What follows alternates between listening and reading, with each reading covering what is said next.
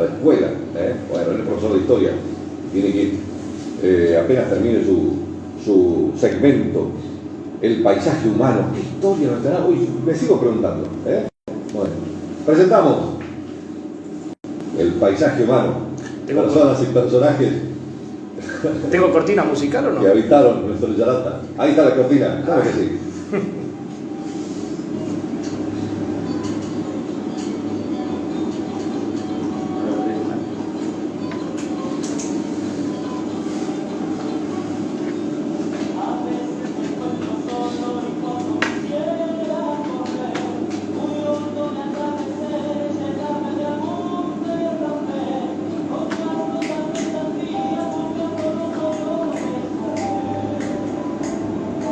Buscando el ayer, con una proyección al presente. ¿Cómo te va, Gonzalo? Muy buen día.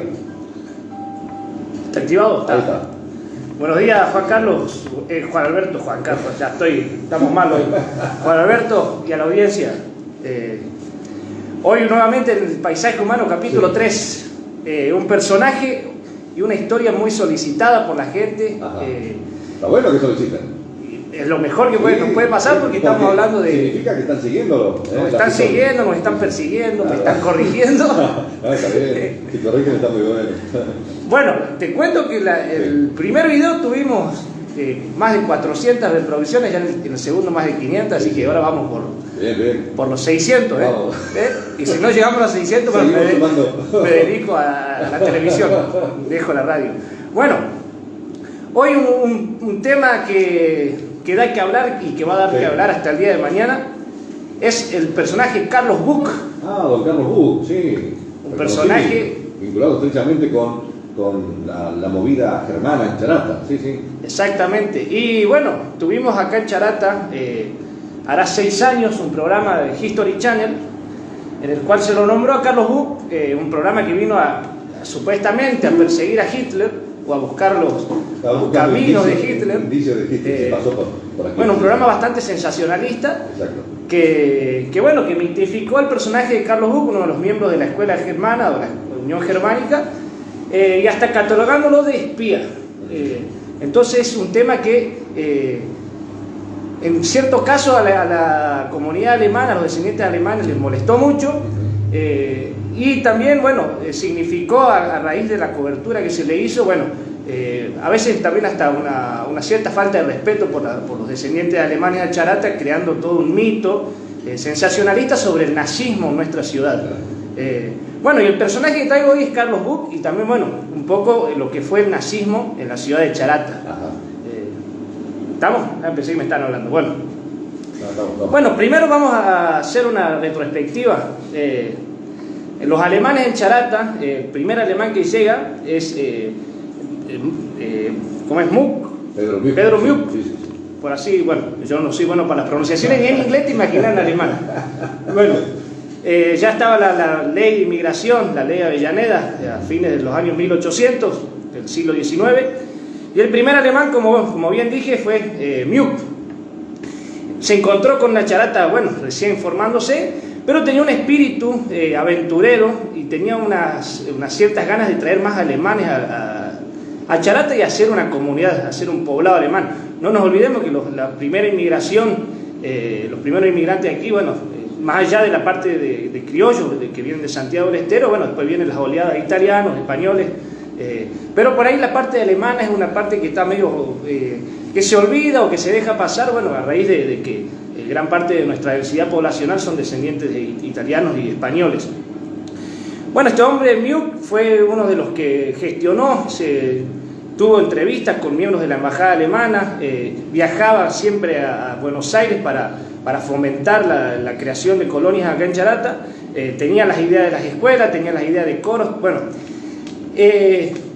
y lo hizo, siguió yendo una vez cada tanto a Buenos Aires, siguió insistiendo. Y y acá como toda crisis luego viene una oportunidad. No olvidemos que Alemania, en 1914, entra en la Primera Guerra Mundial. Y aquí, es un tema muy especial porque hoy está muy de moda en la juventud, en ciertos adultos también, el tema de, bueno, coquetear con irse del país, que el país de Argentina pasa esto, que Argentina no da para más.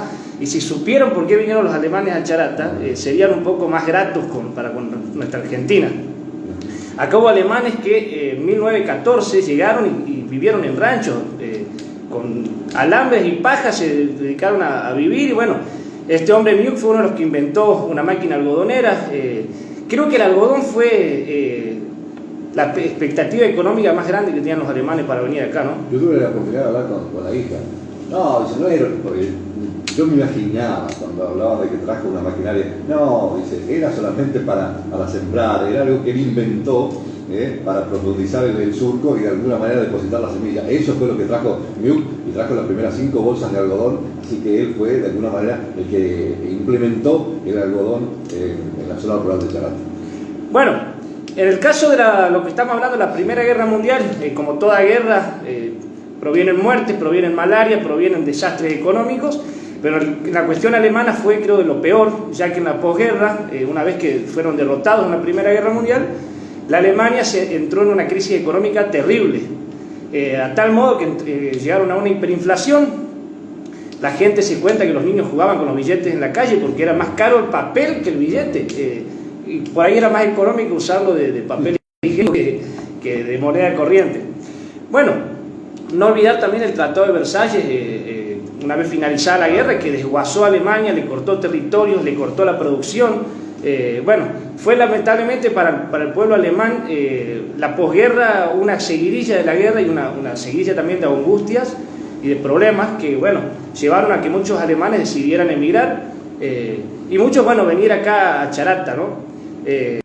Bueno, con esta Primera Guerra Mundial, en fines de la Primera Guerra, la oleada alemana en Charata empezó a crecer, empezaron a llegar más familias y la idea de una escuela alemana, de una unión de alemanes, se empezó a fortalecer. Siguiendo acá en este camino, está previamente nombrado Mjuk, gestionó las comunidades alemanas. Acá tenían un gran problema para con Charata, no querían perder su identidad y temían perder su identidad de alemanes. Es por eso que pocos estudiantes fueron a la escuela 32, porque se pensaba que, bueno, ante el idioma español, ante las costumbres argentinas, ellos iban a perder su idiosincrasia y lo que más querían era seguir conservando sus raíces alemanas. El idioma, la cultura, sí, sí. Es por eso que, bueno, yo no voy a contar la historia de la escuela alemana muy detallada porque es muy largo. Bueno, llegó una cooperativa, después fue también como una especie de asociación de alemanes que también buscaban el bienestar alemán. Pero bueno, la escuela alemana se creó acá en el terreno que actualmente lo conocemos en 1929-1930, más o menos. ¿O no? ¿O me va? A ver.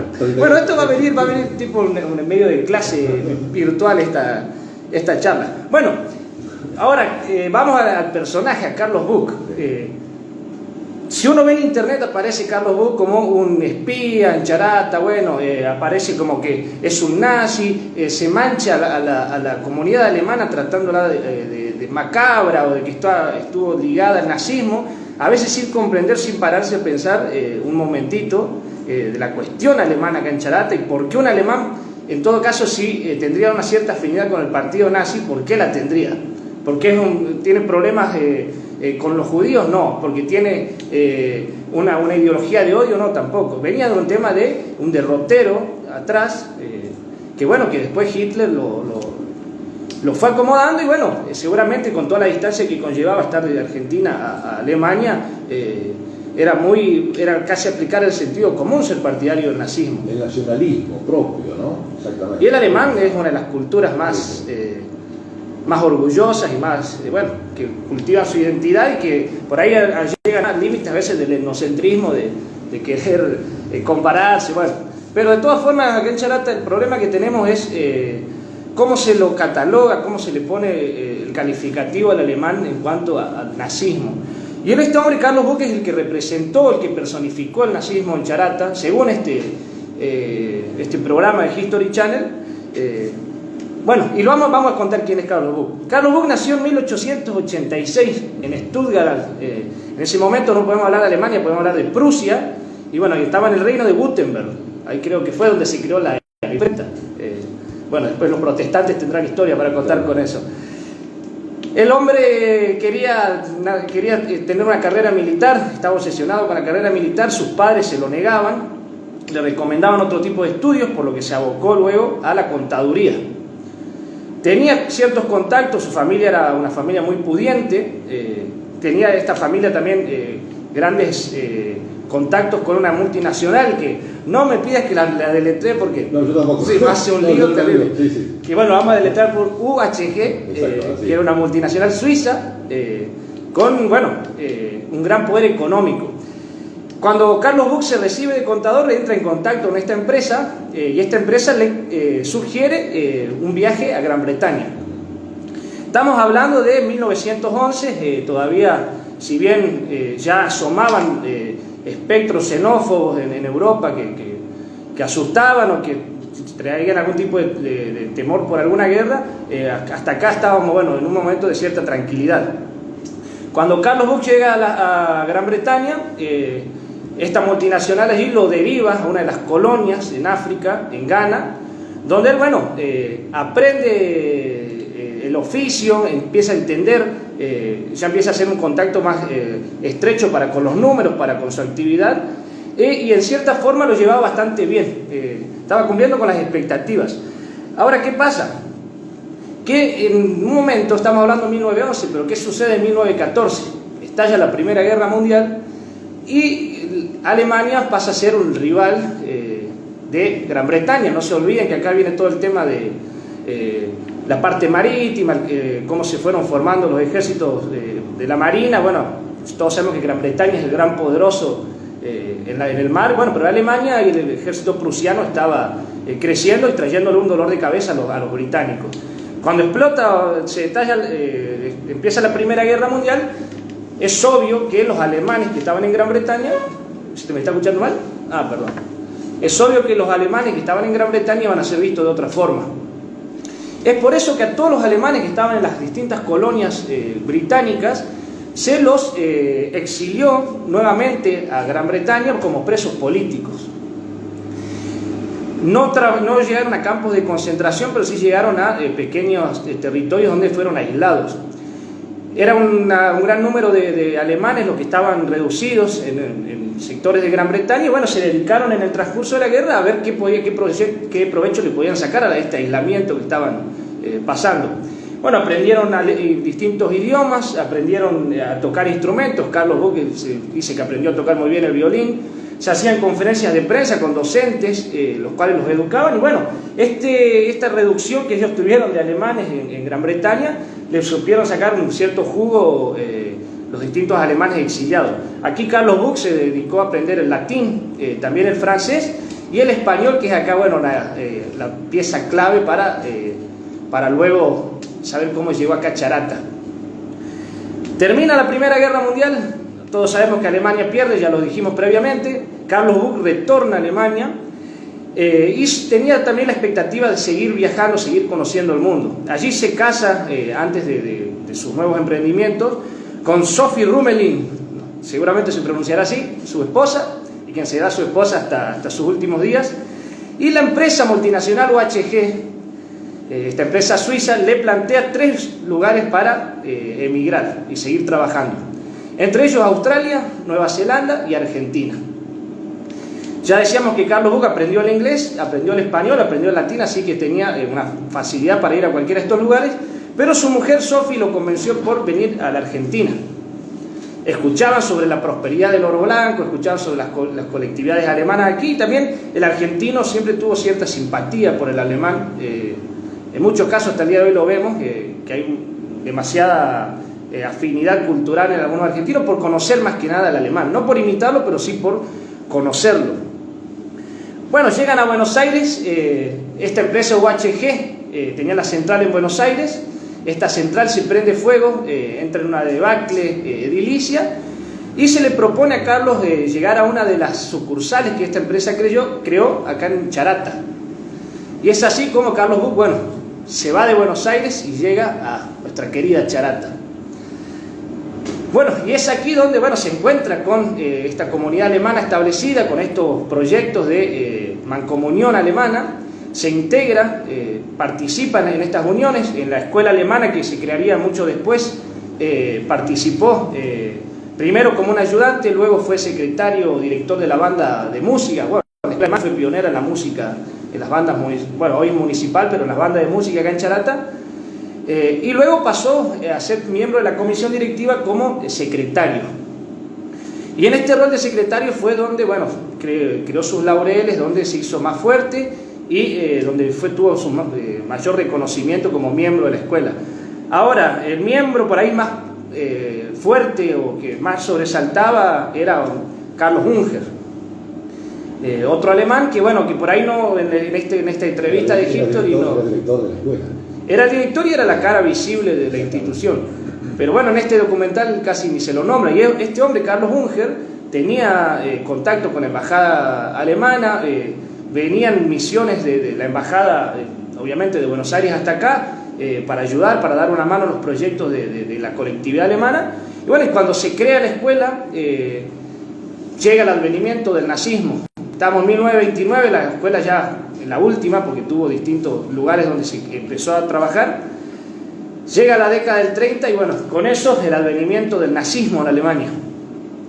Se crea aquí en Charata también, ya en un detalle, el internado en la escuela alemana, por lo cual muchos alemanes que vivían en la zona rural ya se podían instalar en esta institución y acá, bueno, ir formándose. ¿Cómo era la formación en la escuela alemana? Bueno, se enseñaba en los dos idiomas, en castellano y en alemán.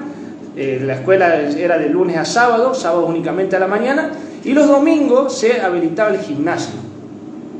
Era, bueno, todo una logística muy interesante. Se trataba mucho la actividad física de los miembros de esta escuela, de los estudiantes. Tenían distintas actividades olímpicas. Bueno, no voy a detallar todo porque me voy a ir un poco por las ramas, pero bueno, tenía una educación bastante superior a lo que venía siendo las escuelas normales. Después llega, bueno, fue la segunda institución educativa detrás de la escuela 32, ¿no? Bueno, y acá viene el problema, el nazismo. Vamos allá al caso que todos quieren escuchar. ¿Qué pasa con el nazismo? Yo le preguntaría a algún alemán o a algún argentino o a alguna de estas personas que les gusta juzgar a los alemanes por el nazismo acá en Charata, ¿qué pensarían si uno viene vos sos alemán, venís de tu país está destrozado económicamente, desguazado, como les dije, parte de los imperios que ganaron la guerra se quedaron con la actividad productiva de Alemania, se les quitó territorio, bueno, muchos territorios que tenían por ahí acceso a posiciones estratégicas también se les sacó, se les prohibió tener un ejército de más de 100.000 hombres, o sea que era un ejército ultra reducido para lo que era Europa. ¿Qué pensarías si vos te vas de Alemania con tu país prendido fuego y te enterás que llega un hombre que aquí no se lo conoció porque estamos en una Charata que recién estaba formándose, donde la comunicación llegaba muy limitada, y te enterás que de un momento para el otro llega un hombre y empieza a recuperar la economía, a tomar venganza con los países que se apoderaron de la situación alemana en el Tratado de Versalles y empezar a recuperar no solo el territorio sino la economía de tu país? ¿Qué pensarías? ¿Serías indiferente, no te interesaría o tendrías una cierta o una afinidad, como bien dijiste? Bueno, si aplicamos el sentido común, yo creo que cualquier alemán sería aficionado al nazismo en ese momento. Bueno, el nazismo se estaba creando recién estaba 1930 formándose, su apogeo a fines de los 40, es donde aparecen, bueno, después las cuestiones que uno obviamente va a repudiar, el antisemitismo, las ideas de superioridad racial, las leyes de Múnich, y ni hablar a finales, ya cuando la Segunda Guerra se empieza a acabar, la decisión de la solución final tristemente célebre, el holocausto, bueno, cámara de gas, bueno, todas esas cuestiones que acá a Charata no llegaban. Entonces no podemos nosotros empezar a juzgar a un alemán por tener una afinidad con el nazismo por lo que sucedió después. Si estamos hablando de un contexto, hay que ponerse en un contexto. Era común que vos te afilies, porque en mi investigación había tarjetas donde vos te afiliabas de alguna manera, que tenías los alemanes, todos se afiliaban, por esa afinidad que vos decís, el nacionalismo que les surgía, pensando en la prosperidad de un país que luego de la debacle de la Primera Guerra Mundial resurgía de las cenizas, ¿no? Y sí, es lo que por ahí Eso es natural que ocurra. Y bueno, pero lamentablemente la población por ahí no lo razona. Y condenamos bueno, ya voy a hablar un poco del programa este que vino, qué secuelas dejó, porque para mí fueron terribles las secuelas que dejó este programa. Si bien no te estoy involucrando a vos, no, porque seguramente después cuando me encontraste vieron que te sacaron de contexto o algo por el estilo. 3 segundos, estuve todo mediodía hablando y 3 segundos. Vale. Bueno, y por ahí cada vez que uno hacía con la mano así, le ponían una cámara lenta. Muy bien utilizado todo eso. Bueno, sí. Vale, después vamos a tocar un poco ese tema. Carlos Buch ya en el internado alemán se empieza a encariñar con los niños, es la cara visible en la institución, los padres ante cualquier dificultad hablaban con él. Y en el nazismo, lo que es cuando ya llega el advenimiento nazi, bueno, previamente lo habías dicho, empieza lo que es la afiliación al partido. Claro. Y la afiliación, bueno, como todo partido popular y pangermánico, o sea que buscaba alemanes por todos los lugares del mundo para unificarlos en la causa alemana, surgió acá en Charate y también existió, y era algo común. Después hay partidos políticos que también acá en Argentina afiliaron a la gente masivamente. Bueno, no vamos a ir a los casos, pero después hay una persona que me escribió ahí, recién veo que se me bajó el WhatsApp y me hizo una pregunta, ya la voy a contestar, sobre Perón, me están preguntando acá hoy. Tengamos en cuenta de que las escuelas y las instituciones alemanas dependían directamente de la embajada.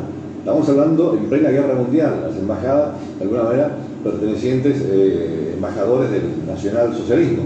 Bueno, de alguna manera esa vinculación fue estrecha en todas las instituciones alemanas que existían en el país. Sí, y el tema de Carlos Buch, acá como espía, sugerido por un programa como espía, que me parece que es irse a un extremo. ¿Por qué? Porque Carlos Buch tenía contacto con las embajadas, como lo tenía Carlos Unger, o determinados miembros, también lo tuvo, ¿cómo es? Miuk, las pronunciaciones no son lo mío, pero eso no te daba la chapa de ser un espía. ¿Qué hacían? Gestionaban recursos, tenían contacto con la embajada, a veces bajaban una especie de línea en lo que es cuestiones de guerra, pero es la propaganda de toda guerra, que para obviamente fomentar el espíritu patriótico y no a veces acobardar o generar algún tipo de frustración por las guerras en su población. Esto es algo lógico, lo hicieron todos los países del mundo. Pero bueno, yo creo que este programa, a caratularlo, a calificar a Carlos Buch de espía, me parece que, no sé si coincidís conmigo, fue un medio irse a un extremo, crear un personaje que tal vez no fue así. Pero fue la finalidad del programa, crear un interrogante de que Charata fue nido del nazismo y que de alguna manera Hitler anduvo por aquí. Bueno, quedó allí ese interrogante, ¿no? Pero tenés razón, a Unger no se lo menciona en ningún momento. ¿No se lo menciona? Fue importante en el desarrollo de la escuela en su momento. Sí, Unger, de acuerdo a esa vinculación que tenía estrecha con la embajada, me contaban algunos exalumnos de la escuela, tenía un gran mapa desplegado donde de alguna manera día a día él iba marcándoles el avance de las tropas alemanas en el mapa de Europa, ¿no? Bueno, y además la proyección de películas bélicas también a los alumnos especialmente a quienes asistían a diario a la escuela, ¿no? Pero es común que eso ocurra. La embajada les enviaba, les hacía bajar línea. Ahora, ¿qué esperamos que embajada cobarde a su población? Que sería algo del reino del revés. Bueno, después, este mismo documental no hace por ahí un mea culpa, empieza a mezclar cualquier cuestión. Hay una cuestión que si uno aplica o sabe medianamente un poco de historia, en un momento fueron a Misiones y se encuentran con un búnker nazi, y eran ruinas jesuitas. Y porque encontraron una moneda o porque encontraron un pin, empezaron a hacer un revuelo, que bueno, seguramente si un charatense antes de ver el video de Charata miraba primero el de Misiones, se asombraría, lo mismo que la gente de Misiones a lo de acá. Pero después de ver ese programa, después yo, por ejemplo, me replanteé yo de ahora en más qué le creo a este medio de comunicación, a este canal, ¿no? Que bueno, es el circo mediático que vende, y el nazismo es el fenómeno, creo que hasta el día de hoy vende más que la juventud. Cuando entra en la adolescencia todos tienen el morbo por el nazismo, y es donde es común, donde muchos estudiantes cuando entran a la pubertad empiezan a creerse rebeldes porque dibujan una esvástica, o les llama la atención y quieren saber quién fue Hitler y empiezan a estudiar el Holocausto, por ahí por un cierto morbo Viene esa curiosidad que da algo que es tabú como el nazismo. Bueno, ya en la escuela alemana, hablando del nazismo, ¿cómo se involucró el nazismo? Bueno, ya hablábamos de las afiliaciones. Bien contabas que cuando se llegaban a Charata los partes de guerra, se llamaba a los estudiantes, se los ponía en la clase y, como bien dijiste, se ponía el mapa y se contaba cómo las tropas iban avanzando. Bueno, yo calculo que mientras iban para la parte de Francia, Bélgica, a tomar esa cierta venganza por esos países occidentales que humillaron a Alemania, creo que en ese momento habrá un cierto fervor patriótico. Lo que se cuenta es que no fue tan así cuando empieza Alemania a atacar el este, que llegó la noticia como todo una incertidumbre, porque se replanteaba qué tenía que ver el este con los problemas alemanes. Bueno, y es donde la retórica propagandística de Goebbels en Alemania empieza a decir, bueno, que se viene el bolchevismo judío a Alemania, y bueno, y que si no controlaban al este, el comunismo y el judaísmo iban a representar luego otra guerra. Pero no olvidemos que Alemania fue la que fomentó en cierta forma, en la Primera Guerra Mundial, la revolución bolchevique, llevando a Lenin en un tren a Rusia y generando toda esa desestabilización política del régimen zarista. Bueno, por eso yo creo que acá hay que de una vez por todas empezar a decir las cosas como son. Este programa lo que hizo fue que después muchos alemanes no quieran hablar, con miedo a que se los personifique con el nazismo. Yo inclusive tengo una tía, Nelly Basita, acá, la familia Basita tuvo bueno, si vamos un poco a la retrospectiva, tuvieron un gran papel también como colonia, como familia alemana, tuvieron una fábrica de queso, bueno, se dedicaron a la agricultura. Todos los relatos en mi libro, los alemanes de Charata, todos están. Ahí está todo. Vamos a hacerle un chivo al libro, los alemanes de Charata, con Alberto Miere. Pero sí, cuando yo me entrevisté en un momento, me entrevisté esto para hacerlo más profesional, ¿no? Un día me encontré con mi tía, le pedí fotografías, ella tiene muchos recuerdos de la escuela alemana, es más, cada vez que se hacía un acto de conmemoración, siempre fue invitada, y cuando le planteaba yo una pregunta sobre el nazismo, me decía, no me acuerdo. Claro. En cierta... Bueno, y en un momento yo le creía, no se acuerdan, y después a otros alemanes le pregunté, es más, en el museo llegó una mujer de Rockberg también, asociada con la familia Rockberg, era Hoyak, algo así el apellido, y también me decía que no se acordaba. Era como toda una respuesta unánime de los alemanes sobre su pasado. De eso no se habla, exactamente. De eso no se habla con ese cierto miedo a quedar pegado a una etiqueta de asesinos. Bueno, lamentablemente eso sucedió y sucede. Bueno, la escuela alemana tuvo una agrupación de Boy Scouts, como muchos, no sé, generalmente los llaman estos chicos que van a hacer excursiones a montes, a bosques. Bueno, hubo una tragedia, hubo un chico que se perdió en una de estas excursiones, no sé, ya por la parte de Córdoba, que fueron a una parte montañosa, se perdió uno de estos estudiantes y cayó por un precipicio. Y era Carlos Buch, el cual debía luego dar el mensaje a la familia. Miren el rol que tenía, que hasta tenía que poner la cara en estas situaciones tan extremas. Se hacían en ciertas... por el ciertos cortejos fúnebres, muchos en la sala velatoria de los alemanes existía, que se veía que tenían esvásticas sobre los cajones. Acá hubo miembros, bueno, por ahí no quiero dar apellidos porque por ahí otra vez volvemos a caer en el morbo, pero hubo muchos comerciantes alemanes que fueron fervientemente nazis y que apoyaron a la causa, que juntaron dinero, que cuando sucedió la guerra realizaban colectas. Bueno, hubo familias que enviaron a sus hijos también para que participen directamente en la guerra. Y hay un caso de una familia Müller, que, bueno, estaban aquí asentados en Charata, que una de las hijas la novia de un hijo de la familia Müller quiere conocer Alemania. Cuando llegan en 1936, ya es donde, bueno, Alemania invade Polonia y viene el comienzo de la Segunda Guerra Mundial. Y este alemán Müller tuvo que quedarse y tuvo que alistarse al ejército. Por más que vos ya tenías una identidad argentina, por lo menos en documentación, tus raíces en Alemania no te abandonan. Bueno, también se cuenta que se hacían fogatas a la noche en las cuales las Hitlerjugend o juventudes hitlerianas acá en Charata a la par de las fogatas habían ancianos que contaban historias sobre el ejército prusiano o sobre las grandes victorias alemanas, y bueno, se creaba cierta retórica o cierta, a ver cómo decirlo, pasión por la historia alemana, por el origen alemán, y bueno, a la par de estas historias los jóvenes, bueno, su fervor patriótico lo levantaban. También en la Unión Germánica se celebraba el cumpleaños de Hitler, por ejemplo. Exactamente, ¿no? El 20 de abril. Puerta cerrada, por supuesto, porque, y se cantaba el himno. Sí, el 20 de abril, me estaba olvidando también. El cumpleaños de Hitler se hacía acá unas ciertas celebraciones, y bueno, ahí es donde nosotros con el museo encontramos una foto que viene también de la mano de esta política por ahí de olvidar. Se encontró una especie de... un negativo de vidrio partido en dos.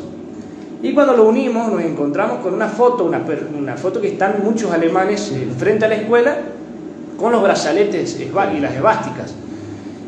Y bueno, averiguando, incursionando, preguntando, nos dieron a entender que, bueno, es una foto sacada luego de uno de estos eventos en conmemoración al nacimiento de Hitler. Bueno, como yo decía, Carlos Buch gestionaba, traía recursos para la escuela, recursos didácticos, recursos humanos, recursos alimenticios. Luego de fue el referente principal de la comunidad alemana.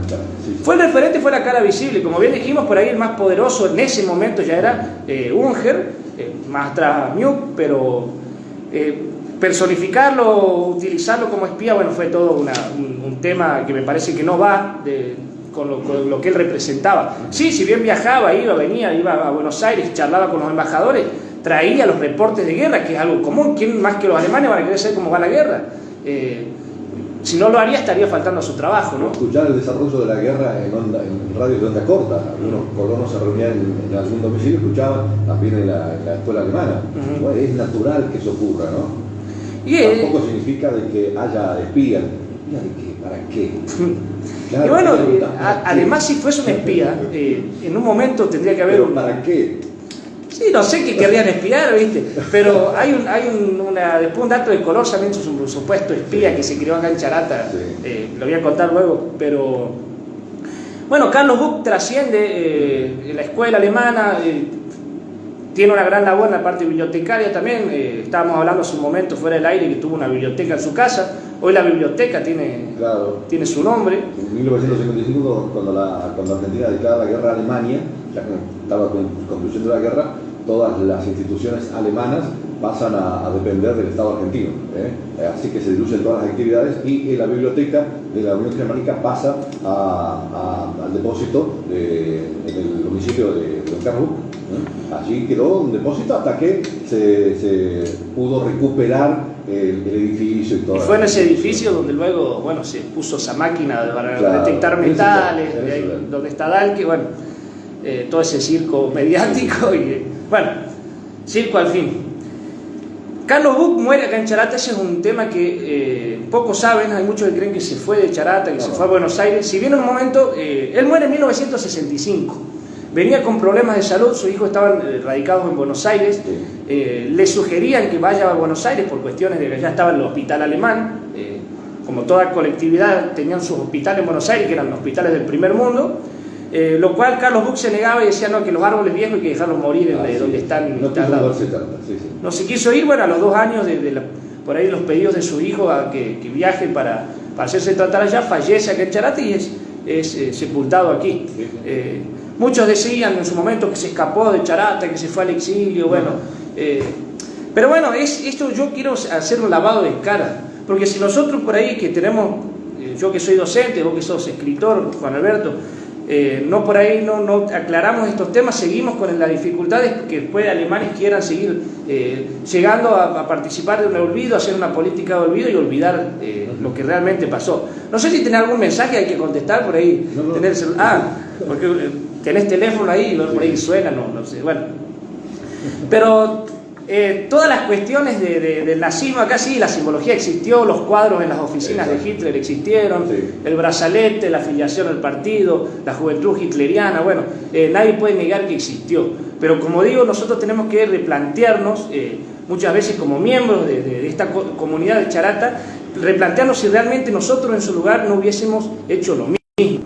Ahora, ¿cómo podemos nosotros juzgar a un alemán que en la década del 30 fue aficionado al nazismo, cuando las cuestiones criminales, que como fueron después el holocausto, surge después de la guerra, cuando empiezan los soviéticos a encontrar los campos de concentración, en Treblinka, Sobibor, bueno, después no te cuento Auschwitz, pero acá nos caemos siempre en el problema de confundir, meter en la misma bolsa todo, mezclar los años, no saber cuándo empezó algo, cuándo terminó, y crear ese circo, como te decía, de mitificar a los alemanes de Charata como miembros del nazismo. Yo hay un dato por ahí que quiero aclarar. Muchos alemanes aquí, que bueno, todos fueron que tuvieron sus sectores comerciales. Hay un dato que por ahí no dije: Carlos Buca acá trabajó en la Chaco Importadora, claro, que era la que, bueno, venía también de esa multinacional UHG, traía las maquinarias de afuera, hacía acopios de cereal, acopios también juntaban cuero, bueno, traían lo que es las distintas tecnologías de afuera, y la cual la comunidad alemana, bueno, era donde se abastecía para sus trabajos rurales, bueno, distintos temas productivos. Hay muchos alemanes que cuando empiezan a encontrar que la guerra venía viento en popa, que Hitler venía con ese discurso tan fervoroso por la Unión Alemana, por el ser alemán, que creían en un momento que dicen, bueno, dejemos de trabajar, porque escuché a Hitler en su discurso decir que una vez que termine la guerra, cada alemán que está fuera del país podrá volver y tendrá su chacra. Y quien estaba a cargo de este discurso era este personaje siniestro, sí lo hay, que fue Heinrich Himmler, el capataz, el jefe de la SS o Schutzstaffel, y bueno, esta fuerza paramilitar de vestimenta negra, que es la que se encargaba luego del exterminio, no tanto la persecución de los enemigos principalmente. Sí, que tenían la división de los Einsatzgruppen, que eran las que hacían bueno, el holocausto de balas, que se llamó en Ucrania, matar gente en fosas gigantes, fosas comunes. Y por ahí yo caigo en el error de decir únicamente a judíos, no, obviamente no podemos olvidar al pueblo gitano, homosexuales, perseguidos políticos, y también personas con dificultades mentales y motrices, que para el alemán, para el ser alemán en su momento significaba todo un problema, porque estaba como en cierta forma traicionando a la raza, ¿no? Pero bueno, yo por ahí podemos hablar mucho de los alemanes, si me guío de tu libro vamos a estar hasta mañana acá hablando. Pero, ¿qué pasó con la escuela alemana? ¿Por qué la escuela alemana no funcionó más? Previamente habías aclarado algo. En 1945, el gobierno del GOU, el gobierno que, bueno, en 1943 hace golpe de Estado al régimen neoconservador, de lo que se llamó la década infame, prosigue en su momento con una posición que tomó Argentina con la Segunda Guerra, de neutralidad. Y por ahí, bueno, los que más o menos estudiamos historia en el secundario sabemos que Argentina en el minuto 90 más 1 le declaró la guerra a Alemania, cuando Alemania ya estaba muy presionado por las grandes potencias. Sí, ya estaba asfixiada. Y en ese momento, bueno, el gobierno del GOU le declara la guerra a Alemania, ya Alemania que tenía los días contados, y cuando termina la guerra, en un gesto también bueno, atacar al derrotero nazi, a lo que quedó del nazismo, cerró todas las escuelas alemanas, que bueno, en algunas, como decir, pasaron al Estado. Hubo muchas escuelas alemanas, acá en Dugrati también había una.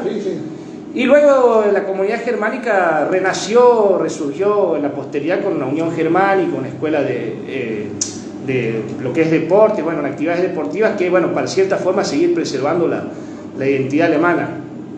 Pero hubo diferentes presidentes, incluso acá hasta hubo presidentes con apellidos criollos, como González, que History Challenge le hizo una entrevista. Eso fue, la verdad que ¿qué persona que va a hacer una investigación no va a caer en un museo a investigar? Eso es algo único, ¿viste? Pero bueno, en las escuelas alemanas debieron cerrar.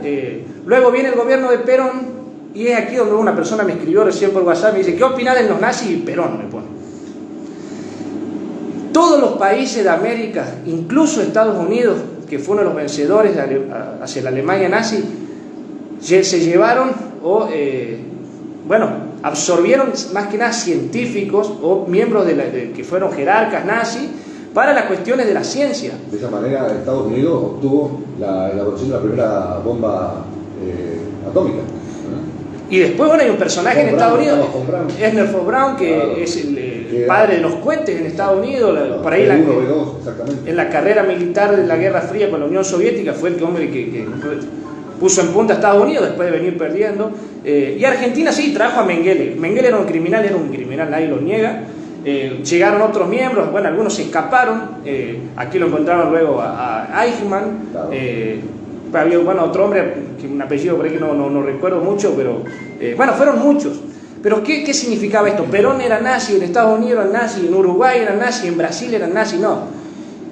Se buscaba sacar provecho de el gran avance que tenía Alemania con la ciencia, y bueno, cada gobierno fue, repatriando, no porque no es la palabra, pero trayendo alemanes para fomentar la ciencia. Y acá en Argentina, el ejército argentino se proveyó de armamento. Yo no olvido que fui en su momento a hacer una nota a Carlos Casas. Ajá. Y él tenía una foto, un cuadro grande en su habitación. Dice, bueno, mira hijo, esto era cuando yo hacía la colimba en la época de Perón, me dice. Y vos le veías el uniforme y era un uniforme nazi. Claro. Pero eso es una cuestión más estratégica que moral. Si vamos a aplicar una cuestión moral, sí, ¿quién querría tener nazis? Nadie querría tenerlo. Pero si vos le podés sacar un cierto provecho económico, armamentístico, y más que nada en la ciencia, porque Mengele hasta dio inclusive clases en las universidades, pongámonos en ese punto y razonemos en ese lado, porque todos los países de América, incluso Estados Unidos, que ganó la guerra y derrotó a los nazis, se llevó a alemanes. Después Albert Speer, que fue uno de los que en el juicio de Nuremberg se declaró culpable, en su momento vivió en Estados Unidos, bueno, luego muere en Gran Bretaña, pero cada país le pudo sacar el jugo que pudo. Así que en definitiva, explicar, dar a entender, limpiar un poco la imagen de los alemanes. Algunos creían que yo iba a venir a hacer un monólogo, a mentir, o a hacer algo con el morbo, pero no lo voy a hacer. Replantearnos como charatenses, no juzgar a los alemanes que tuvieron afinidad al nazismo, no creer que eran criminales. Luego hubo un cierto comentario que se decía, para seguir involucrándolos, que por ahí en los desfiles patrios de Charata, los miembros de la escuela alemana que sobresalían por el orden, por la disciplina, se comentaba, según algunas personas que detestaban, que obviamente por sentido común luego detestaron al nazismo, y cualquiera lo hubiera hecho, que bueno, estos miembros de las escuelas cantaban canciones intimidando a la colectividad judía acá, bueno, pero es algo que no se tiene realmente un registro o algo fehaciente, y menos nos vamos a guiar por ahí después luego de los medios de comunicación como History, que ni siquiera tuvo un método inquisitivo crítico para con la población en sus entrevistas, bueno. Pero entender que cualquier alemán viniendo de su patria destrozada, que le quitaron territorio, que le sacaron su capacidad productiva, que le eliminaron su ejército, que fue humillada geopolíticamente, saber desde acá de Charate que llegaban las noticias por unas pequeñas, bueno, casi poca gente tenía radio, que eran las radios de madera, esas grandes que eran caras, encontrarse con la información de que Alemania estaba resurgiendo económicamente, que se estaba tomando una cierta venganza para con los países que la humillaron, que alemán no hubiese estado afín al nazismo. Yo creo que cualquiera, si te dice que no, estaría en cierto modo expresando una expresión de deseo y no una realidad. Porque como bien digo, las cuestiones criminales del nazismo, lo que es condenable, que bueno, obviamente nadie va a reivindicar al partido nazi, ni menos yo lo voy a hacer porque lo condeno terriblemente, el daño que le hicieron a la humanidad. No podemos juzgarlos a los alemanes cuando todo eso se descubrió luego de la guerra, ¿no? Así es. Bueno, Gonzalo, así que, interesante, ¿eh? Sin duda que hay mucho hilo para tejer. Sí, es un tema que sí, podría ser muy largo, podríamos estar también. Pero hicimos tipo una clase virtual. Pero interesante, exactamente. Así pues la subimos a YouTube y... Pasamos por todos los caminitos. Bueno, muchas gracias, ¿eh? Bueno, nos vemos tal vez el miércoles, vamos a ver. Bueno, por ahí me ponen horas. Vamos a estar anticipando.